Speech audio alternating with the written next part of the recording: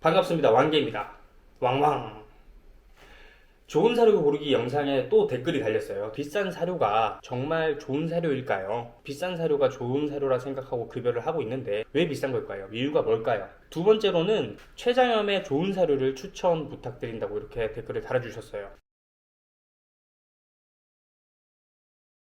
첫 번째 질문에 대한 답변을 좀 먼저 드릴게요. 사료의 가격이 올라가는 이유 중에 하나는 일단 좋은 원료를 사용한다는 거예요. 소고기를 먼저 예를 좀 들어볼게요. 막 도축을 해가지고 부위별로 바르고 분류를 하고 남은 짜투리 고기들을 살코기든 기름기든 가죽이든 부산물들 모아가지고 뭐든 다 갈아버려요. 남은 찌꺼기 고기로 만든 건 당연히 쌀 수밖에 없겠죠. 그 가격이. 반대로 좋은 고기만을 사용해서 만들면 더 비싸지는 건 당연해질 것이고요. 좋은 사료에는 사람이 먹기에도 참 부담스러운 가격인 그런 재료들이 많이 들어갈 경우가 있어요. 이것처럼 좋은 원료를 사용하면 당연히 사료 가격은 올라갑니다. 그리고 이런 원료들을 위생적이고 안전하게 보관하고 사료를 만들 수 있도록 저장시설과 가공시설들이 필요하겠죠. 여기에 들어가는 유지 보수 비용이 당연히 있을 거고요. 또 우리 반려견들에게 영양학적으로 좋은 사료를 만들기 위해서는 연구원들도 있어야 될 것이고요. 그럼 사람 인건비가 또 나가는 거죠. 좋은 시설, 좋은 인력들이 모이면 그만큼 단가가 올라가게 되겠죠.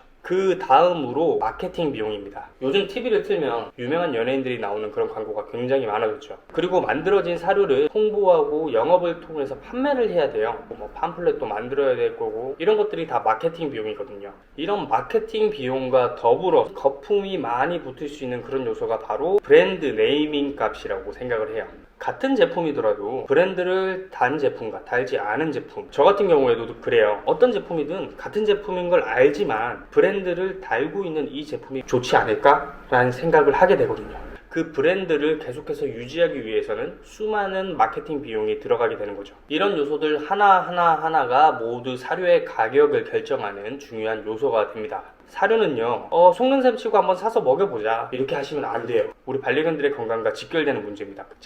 지금 이 사료 어떤 큰 마트 가서 브랜드 달고 있는 그런 용품점에서 비싸게 주고 산 건데 트러블 생기고 왜 그런지 모르겠네요. 문제가 이거예요. 비싸게는 주고 구입을 하셨지만 그 안에 들어있는 성분이 우리 아이들에게 맞는지 좋은 재료로 만들어졌는지 전혀 파악하지 않고 그냥 비싸니까 사신 거죠. 비싼 사료들은 비싼 이유가 있습니다. 하지만 무조건 좋은 건 아니다. 성분과 영양소 함량을 보시고 결정을 하셔야 됩니다. 그리고 잘 찾아보면 좋은 재료와 좋은 영양 성분을 가지고 있는데 가격이 좀 착한 그런 사료들이 있어요. 저도 요즘에 매번 서칭을 해봐요. 새로운 사료가 나오면 영양 성분도 보고 원재료가 어떤 것들이 사용됐는지도 보고 그렇게 계속해서 시간이 날 때마다 보니까 가성비가 좋은 사료들을 찾게 되는 거죠. 조금 수고스럽지만 계속해서 서칭하면서 우리 아이들에게 어떤 걸 먹이면 좋을까 고민을 해보시면 찾으실 수 있을 거예요.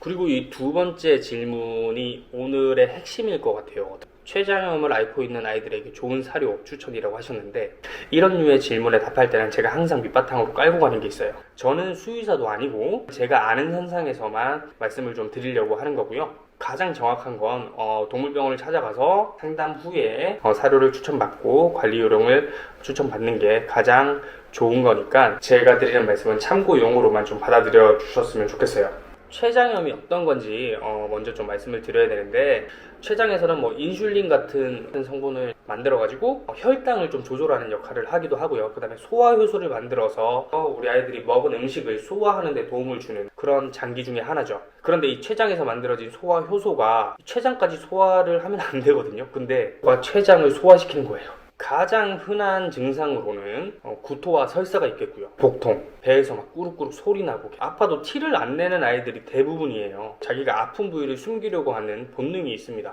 자기가 아픈 걸 티내는 순간 무리해서 배제되는 상황이 생길 수 있다. 이런 것 때문에 아픈 거를 숨기려고 하는데 평소에는 뭐 배 바닥에 대고 잘 엎드려서 쉬던 아이들도 안절부절 못하고 뭐 만지는 거 되게 좋아했는데 배 부분이나 이런 데 막 만지려면 이를 드러내거나 도망을 가거나 하지 말라고 한다거나 뭔가 굉장히 불편하고 아프기 때문에 그런 행동을 하는 거거든요.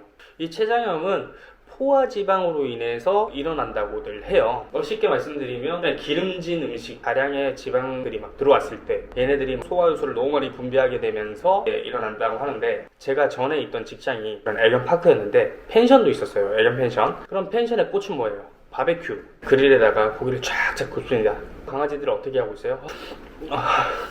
먹고 싶으니까. 그럼 우리 보호자님들은 어떻게 해요?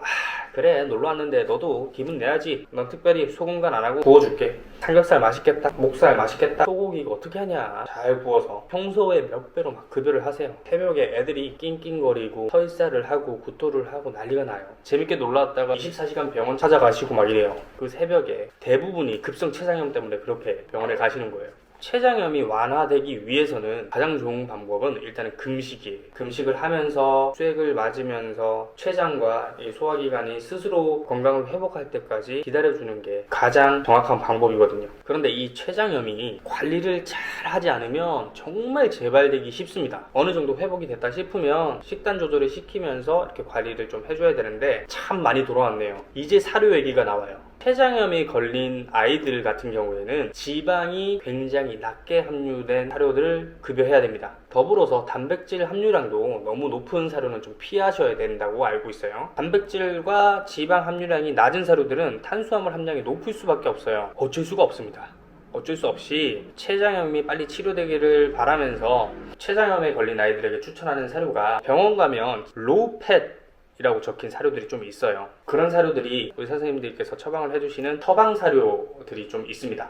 처방 사료를 급여하시는 게 가장 좋은 방법이고, 그런데 이 처방식 사료들이 기호성이 굉장히 안 좋습니다. 애들도 맛있는 거 맛없는 거 너무 잘 알아서 맛있는 사료만 먹으려고 그러지 맛없는 사료는 잘 안 먹거든요. 이것도 방법을 좀 알려드릴게요. 처방식 사료를 믹서기에 곱게 가세요. 순수한 살코기만 들어가 있는 닭가슴살 있죠? 닭가슴살을 익혀서 좀 찢으세요. 잘게 소량만. 그 다음에 여기다가 곱게 간 사료를 이렇게 묻히는 거예요. 토핑하듯이. 아이들이 그나마 좀 사료를 섭취하면서 영양분을 채울 수 있으니까 이 방법이 가장 좋은 것 같아요. 처방식 사료 말고는 다른 사료가 없을까요? 라고 여쭤보실 수도 있는데, 췌장염이 걸린 아이들은 그냥 췌장염에 맞게 나온 그런 처방식 사료를 급여하세요. 무조건. 지방을 무조건 낮춰요. 지방은 다 끊어버리는 게 가장 좋아요. 췌장염이 조금 좋아졌다, 일반 사료로 좀 전환하고 싶다, 굉장히 조금씩 섞어가면서 구토하고 설사를 하는지 관찰하면서 급여를 하셔야 되는데, 이 섞는 일반 사료도 고단백, 고지방 사료는 조금 피하셔야 되거든요.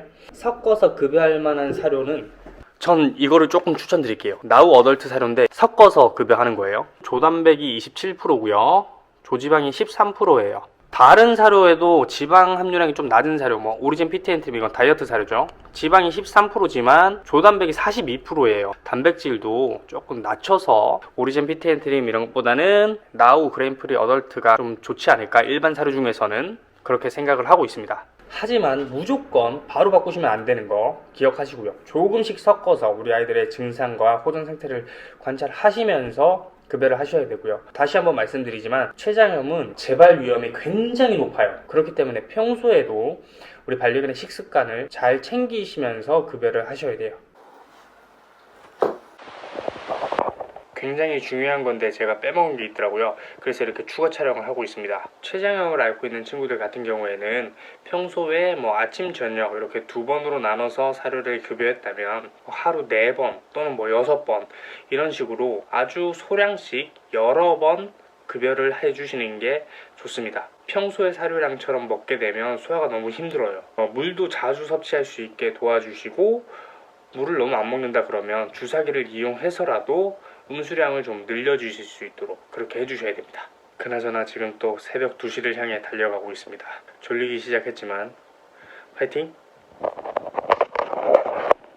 오늘 말씀드린 내용도 한번 정리해 볼게요. 첫 번째 질문이었던 비싼 사료는 왜 비싼 건가요? 다 믿고 구매해도 되는 건가요? 사료의 가격을 결정하는 요소들은 어떤 브랜드 회사에서 어떤 사람들이 어떤 재료를 가지고 어떤 시설에서 출시를 했느냐, 대부분의 사료들이 비싼 값을 하지만 그렇지 않은 사료들이 있으니까 무조건 재료와 성분들을 꼼꼼히 따져보고 구입하시길 바라고요. 두 번째로 췌장염이 걸린 아이들에게 사료 추천하는 건 단백질, 지방 함유량이 낮고 그런 사료를 급여하시고, 될 수 있으면 수의사 선생님과 상담을 통해서 처방받은 그런 처방식을 급여하시는 게 가장 좋습니다. 오늘도 구독자분께서 남겨주신 댓글로 만든 이 영상 좋으셨다면 구독과 좋아요 꼭 부탁드리고요. 다음번에도 더 재미있는 내용을 가지고 찾아뵙도록 하겠습니다. 감사합니다. 왕기였습니다. 왕왕.